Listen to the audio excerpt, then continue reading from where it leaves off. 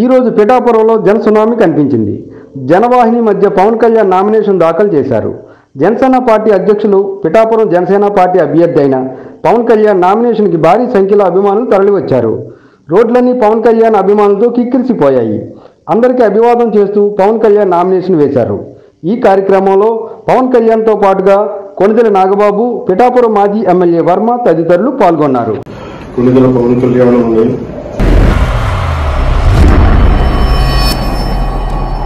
37 పిఠాపురం శాసనసభ నియోజకవర్గం సీటుకై నామినేట్ చేయబడి ఉన్నాం. భగవంతుని ప్రమాణం చేసి నిష్ఠాపూర్వకంగా ప్రమాణం చేస్తున్నాం. నిర్దేశించిన విధంగా భారత రాజ్యాంగం పట్ల పూర్తి విశ్వాసాన్ని కలిగి ఉంటానని, దాని సమైక్యత, సార్వభౌమత్వాన్ని కాపాడుతానని ప్రమాణం చేస్తున్నాం.